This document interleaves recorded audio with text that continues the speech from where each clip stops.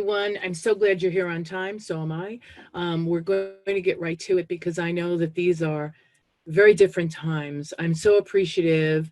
You're all here. Marion, Ingrid, Rose, Deb, Sally, and Kay. Please take a minute, if you would, and introduce yourselves in the chat box to the side. You'll see the little icon at the bottom here that you can tell us who you are and how many pets you have. Because in this time of COVID-19, knowing how to care for your pets in the event you get sick is key. I'm so glad you're here. I have a pretty good presentation that's going to take a little bit of time. So let's introduce ourselves if we can. If not, I'm going to share my screen. Hi, how are you, Marion? Nice to see you. Hope everybody can join us. I'm going to share my screen so you won't see me for a minute, but I'm going to share my screen. And if you're on the phone, it's, well, of course it's not working because that's how my life works, but it's okay. I'm going to share my screen anyway. Multiple participants, no, one participant can share my screen. Okay, so I'm going to share my screen. Desktop, okay. So I am not, oh, here we go, share. Allow Zoom to share your screen. Yes, there we go. Can everybody see my screen? Let me know in the chat box. I don't know what that's there for, but okay. Let me know in the chat box if you can see the screen. I don't think you can. Let's see, share screen. Share. Okay. Oh God, wouldn't you know it? Wouldn't you know it? So silly.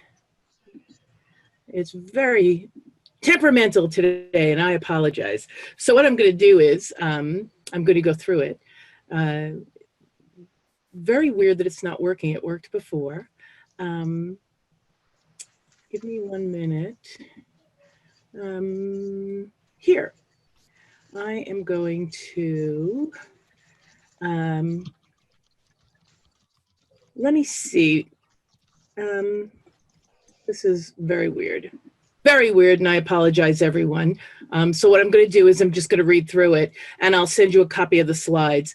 My apologies for it not working, but always one to figure out how to do this. Here I go.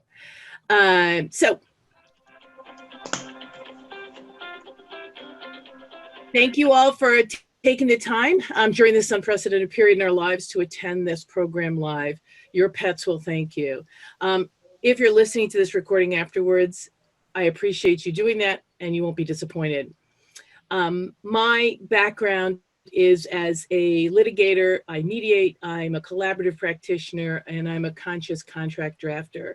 I'm an author and an international speaker. I've been quoted in Bloomberg, the Wall Street Journal, and Huffington.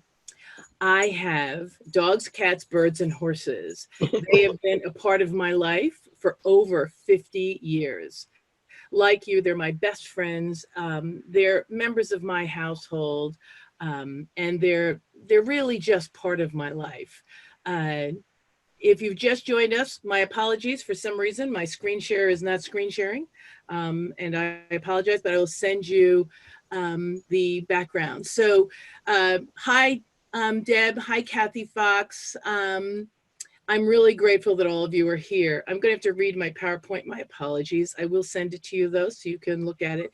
But the information really will be wonderfully appropriate at this time for us to make sure that we care for our pets, given that most of us might be in a shelter-in-place state. I am. New York is a shelter-in-place state. So I have to make sure I get in touch with all my neighbors to make sure if something happens to me, they can care for my pets. So without further ado, I'd like to take care of all my pets. I usually do it myself. I am completely invincible, as are we all. However, now, we're dealing with COVID-19. We're sheltering in place, we have to social distance, and we're sanitizing everything, including ourselves and our pets. I've gotten herbal sanitizers to, wipe my dog's feet after we go out for a walk. It just is unprecedented times. What we're learning right now is that If we exercise our dogs in the backyard, which is great, what happens and who will do that if we get sick?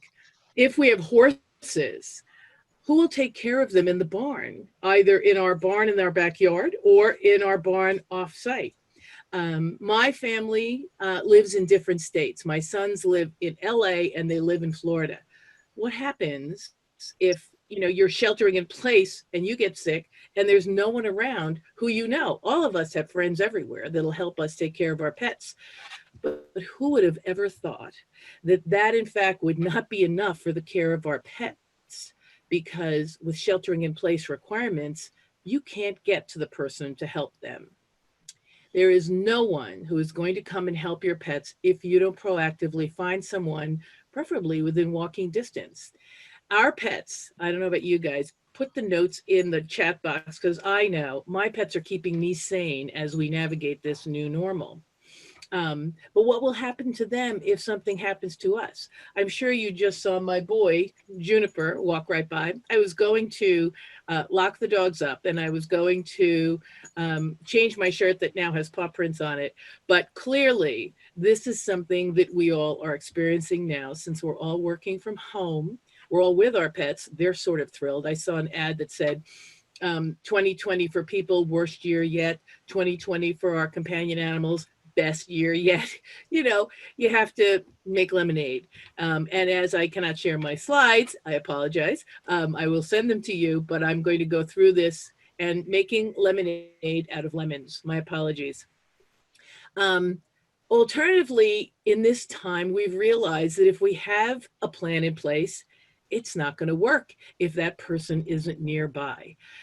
But we tell ourselves, listen, I've talked to people, they'll come and take care of my pets. My family will come and take care of my pets. We may want to make a plan for our pets now, but we just don't know how or where to start because these are incredibly unprecedented times. So this program I'm holding for people just like me. I want to make sure I have people in place to take care of my pets long-term, short-term. No one knew that a pandemic would come, even if you have your plans in your will. That doesn't help when it's current time because hopefully you won't get sick, hopefully you won't end up in the hospital, and hopefully no one will pass away from the COVID. But if you have all your plans in your will, that's exactly what has to happen before those plans come to fruition. So you're on this COVID MAP plan hybrid webinar today because you want to know, what do I need to do, Deborah, to make sure my pets are safe while we are going through sheltering in place and really germ lockdown. This webinar is going to allow you to share your fears. So I'd like for all of you to put one or two things in the chat box that you're really afraid of right now while we are navigating this new normal. Tell me what you're thinking about as far as the plans you've made for your beloved companion or the plans you'd like to make for your beloved companion. And by the end of this, and believe me, it will be 30 minutes long because I know how stressful these webinars are and how many we've had and how Zoom is like our best friend and our worst enemy right now. There's a pie chart going around about what people actually do during Zoom. And I said, I certainly hope that's not true. They don't pay attention. They pay attention to maybe 2% of the information. I'm hoping that in this webinar, it'll be a little different because we're really trying to figure out how to make plans for our pets that will actually be able to come to fruition because of sheltering in place and of germ fears. It is really incredible. So let me see who wrote in the box. So what are your biggest fears? And have you addressed it with your neighbors? I mean, I have to tell you, I've walked up and down my street. There are probably 4 or 5 dogs on my new street in Pleasantville. And I've actually written a note to everyone, put it in a plastic bag. On the outside of the plastic bag, I said, the letter inside has been disinfected. I mean, because that's our new normal, right? So the letter inside has been disinfected. And I want to let you know if something happens and you need my help to care for your dog, drop a note in 8 Brookside Place. And if I need something, if I get sick, would it be possible for me to drop a note in your mailbox and let you know that I need help? Because without this walking distance issue with helping people, it's real. I mean, and you have to reach out. It would be nice if the neighbors would reach out, but I'm pretty sure that no one here on this webinar is a neighbor. So we're going to have to reach out for them because we were smart enough to come on this webinar to learn how to take care of our pets. And by taking care of our pets, we can take care of our neighbors' pets as well. We're really, has anyone written in what they're afraid of? Oh, so I'm afraid of the inability to get dog food. I know, but Chewy is really been very good. Actually, they've been delivering probably on a 2-week delay. So if we didn't have enough food at the beginning of this, we might have to wait a little bit of time. I always think that tuna fish is a good food in a pinch for dogs. They usually like it pretty much, and it really doesn't give them any sort of dysentery. But you really want to make sure that you have something in the house as an alternate. Even pasta. If you cook up pasta, if you run out of dog food and you cook up pasta, throw some tuna in, you're all set. I mean, they'll like that. You may have a hard time getting them back on chow after that, but it would be something that at least you have in the house that you can share with your pet if you run out of food. Make sure, we can't get tuna either. I know, we can't, Kathy. It's, it is scary what we can't get now. Toilet paper and tuna are, staples. That and my husband loves chili, so we have a lot of chili in our plan as well. The next slide that you would see if I could share it, but you can't. Together we'll ask these questions and you'll feel the need that you need to ask and help supply the answers you need to keep your pet safe. So please keep putting your questions in the chat box. I know that this was, supposed to be a webinar with pictures, but I will send them to you later. As with everything, shit happens, and I muscle through anyway because I really want to share this information with you.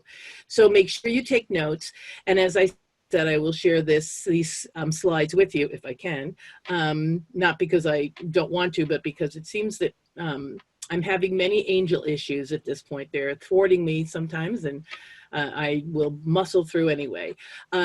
So what I wanted this webinar to do is help us recognize what we don't know. Or correct the thinking that we think we know. In this era of COVID, what will be the cost to our dogs, our cats, our horses if we fail to plan? Our pets actually could end up alone in our homes. That happened in 9/11, and let me tell you, if you live alone, that could happen right now as well, because people can't get to you. I have so many friends living alone without someone because they're not married, or their spouse has passed away, or their children have moved away, and so there's no one there. So what happens is the animals are not cared for. They could end up in a shelter, on the street, or worse, they could be put to sleep.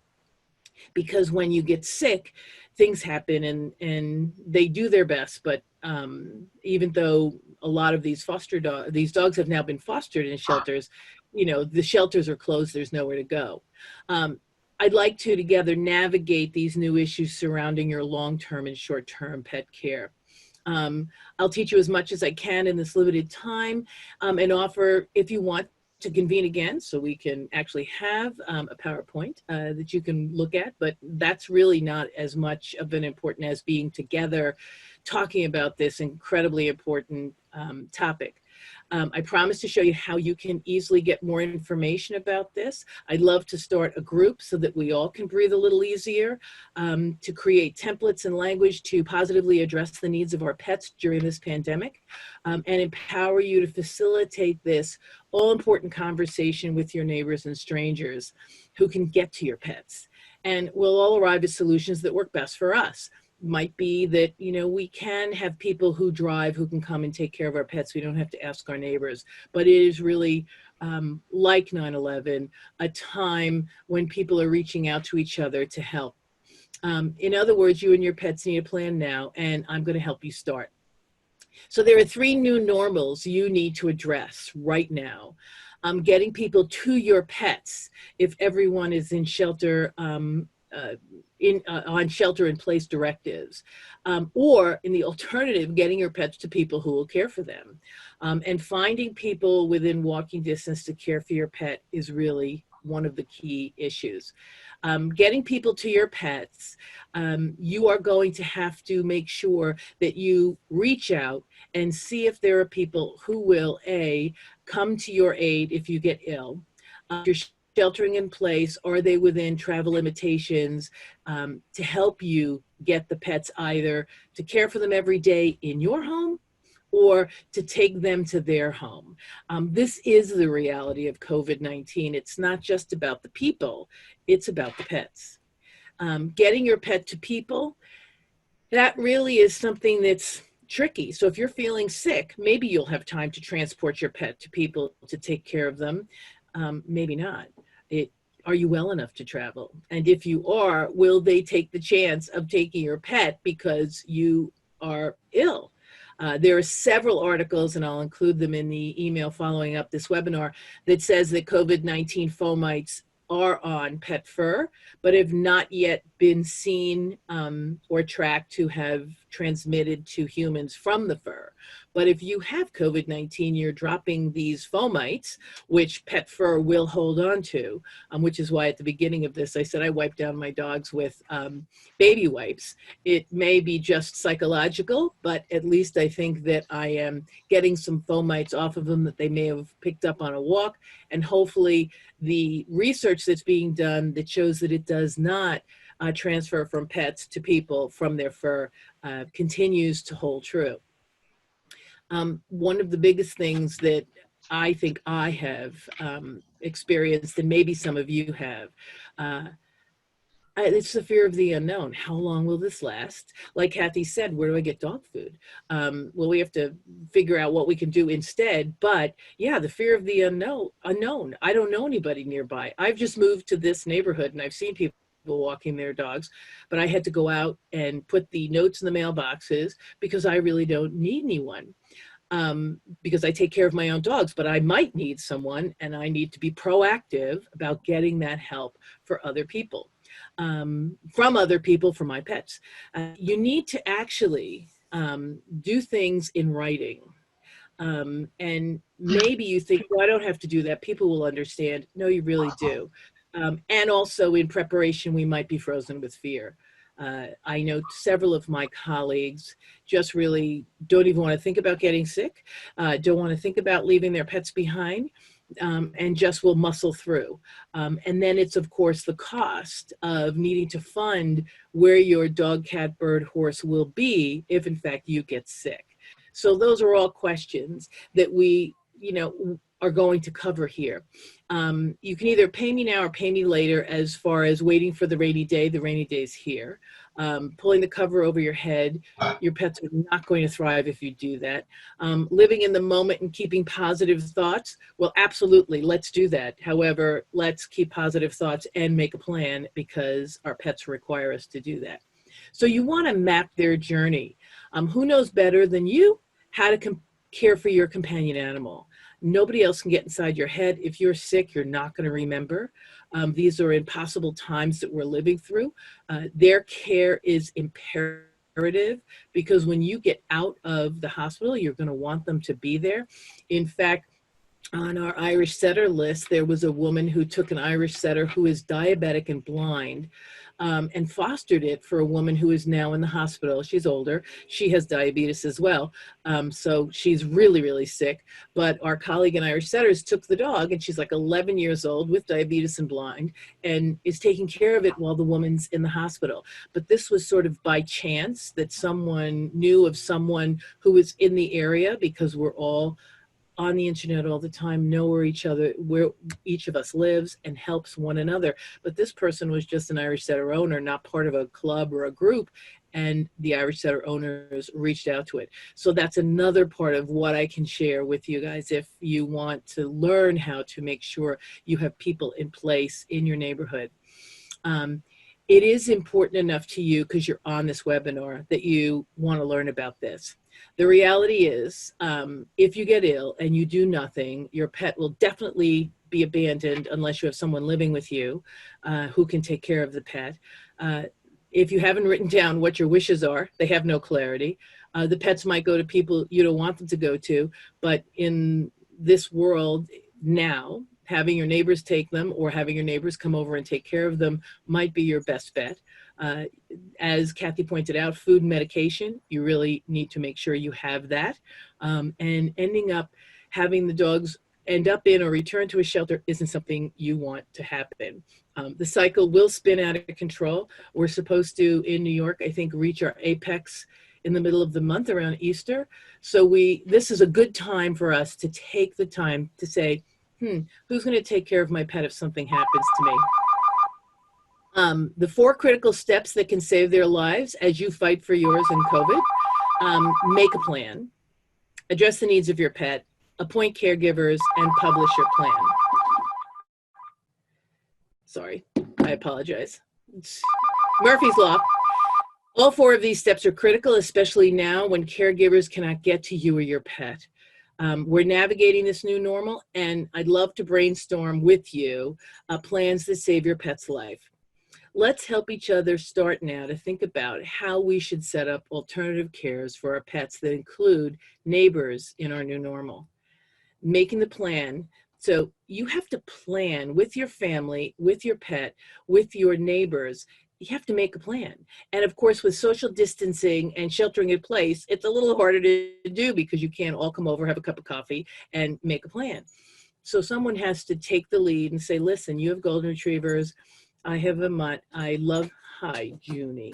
I'd love for everyone to get together to just make sure that we have a plan in place to take care of each other's pets if something happens to us. Before the COVID pandemic, people with pets believed their kids would come, or a rescue or a trainer or a pet sitter or a groomer would take their dogs. Now that might not happen.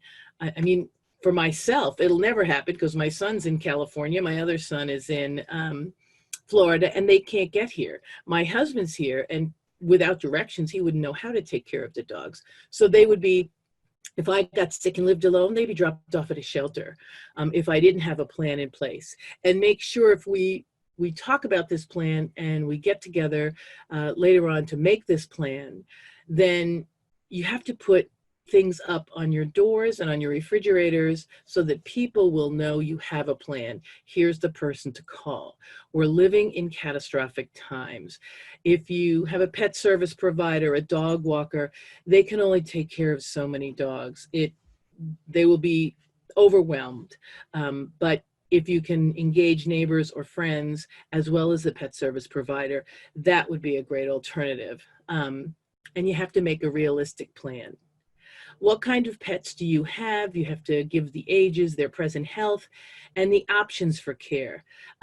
Family assistance is important, and outside assistance is incredibly important. After you gather all this information together, you need to initiate the discussion. So you have to get the information about your pet together, then initiate the discussions with your neighbors. Because if you share your information with them, they'll share their information with you. Communicate simultaneously. If you can, 6 feet apart if the weather permits. The other day I was walking with my dogs and a group of gentlemen were sitting 6 feet apart having a beer together on the front lawn. That's a way to communicate as well. Allow for the appreciation of everyone's position in the discussion and work toward a mutually feasible solution. Not one person can take care of all these dogs, but together we all can make this work. Without a plan, your pet is going to end up in an unsuitable situation. So we have to make a plan. Appointing caregivers, that would include your neighbors. And I say this all the time in my MAP plan, but I'm saying it more now than ever. You need 3 caregivers. That's why you need to reach out to neighbors, because if one gets sick or you get sick, you really need to make sure there's redundancy in your plan. Redundancy is key. And I'm not trying to frighten people, but I'm trying to be realistic that in fact, most of us will be fine. Most of us will have very limited symptoms or be asymptomatic altogether. But we really need to make sure for our pet's best interest to set something up so that if we do get sick, there is care in place. I've gone as far as to go to the local veterinarian that I might use, or a pet service provider, go to your breeder, go to all sorts of breed-specific rescues, even to Boys and Girl Scouts if they live in your neighborhood and they're big enough and tall enough and strong enough to take care of your pets, asking them, because it is a service, and everyone is really living in service now and giving service to others. Address the needs of your pet. You really need to write down what your pet eats, how they react, whether or not they're good with other dogs, because if your neighbor's coming in and they're walking your dog with their dog, that may or may not be a good thing. If they meet a dog in the street and they don't know that your dog really doesn't like dogs in the street, they need to know that. These are things we don't even think about because we walk our own dogs, we keep them safe. But if in fact we get sick, we need to sit down and really write up what it is that each pet needs. There's a checklist that you should have that includes your veterinary visits, the date of vaccines, and the names of people who would be the caregivers for your dog long-term if in fact sheltering in place ends and you're still in the hospital. Food delivery, as I said, Chewy is the best at food delivery. Then you have to, of course, decontaminate before it comes in. There are many YouTube videos now on how to decontaminate. I mean, these are scary times, and our pets really are counting on us to make sure we take care of them. And then, as I said, the most important piece is to put something up that lets someone know that you've made this plan, that you've called the neighbors.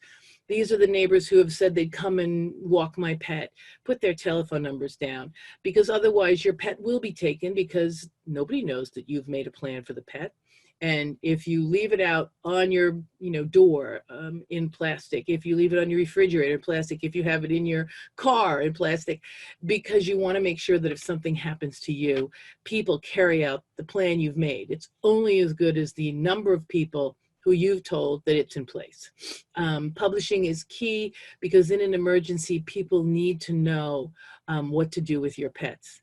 And the most important last step is to step in and offer to care for your neighbor's pet first. I know it's really not intuitive to us to step in and ask our neighbors if they need help, but it really is something that is so important in this time when we're sheltering in place. We've covered so much, and I apologize for the lack of slides. I will do this again probably in 2 weeks, and hopefully my slide projector will work.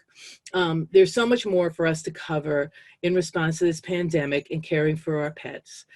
Please feel free to call me. Let's see how I can help you personally plan for the long and short term care of your pets in this pandemic. And I thank you all so much for coming. We have about 3 minutes. Let me know. I'm going to check some of these comments so I can answer some of the questions. I hope. I have 3 small dogs. If this goes on for a long time, I'm afraid of the inability to get dog food. Absolutely, but we talked about pasta. We talked about tuna. She can't get on the screen. She owns Pet Playhouse, holistic diet store. Oh, great. And she ships. Great. So Deb Prashia is on the call. I will share that information, Deb. If you send it to me, I'll share it with the people who've participated on this call. That's fabulous information. Hi, Sally. Where's the best place to keep our map so our friends can find it? Absolutely. It needs to be out in a file on your counter. That's the map plan. And the note that says, I have a map plan, I'm sorry, everybody loves clean and uncluttered kitchens. My husband is the biggest one. However, you really need to put that up on your refrigerator. I have a plan, here's where it is. Or I have a plan, call Deborah Hamilton, this number, and she will put it in place. Do not take my dog, don't go to a shelter. What about a friend who does not have a device dog, but only has one leg and she suffers from diabetes? She's alone without aid. We're having another, hopefully, webinar at 1:30 with PowerPoint, if I can figure out how to get it up, on service animals and people in this COVID-19 time, because that is huge. You're absolutely right. There are people who have service animals who may get sick, who are really more prone to possibly catching COVID. So we really do need to take the time to go to those neighbors and help make a plan to take care of their pets. And I'm speaking to them about what they need to do to make sure their service animals are well cared for. please email me info link I can post to Vet Billing Facebook page. Thank you so much, Tony. I will absolutely do that. Great. And I have Kathy. Oh, she does not have a service animal. That's okay. She has an animal. And that's why we all need people who are going to step in. So we've come to time. It's 12:30 and I am so religious. You can reach me at hamiltonlawandmediation.com if you have any questions. You can respond to the email that you're going to get after this webinar with any questions you have.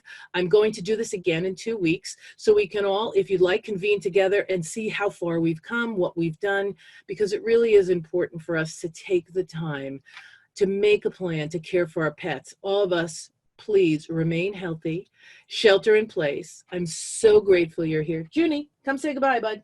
Oh, he's gone already. Oh no, here he comes. Come on, Junie. Come say goodbye. Come say goodbye to everyone. Come on. Oh, of course he won't jump on my lap now, only when I don't want him to jump on my lap. So Junie and I wish everyone a very happy and healthy week. Stay well. And if I can be of any assistance, please don't hesitate to reach out to me at Hamilton Law and Mediation. To everyone, God bless, stay safe, shelter in place. Use a lot of those Clorox wipes. And remember those wipes you use on your children, right, for their bottoms when they were young, right? Diaper wipes and things are really safe to wipe down your dogs if you're afraid of fomites. Take care. Thank you so much for coming, and God bless.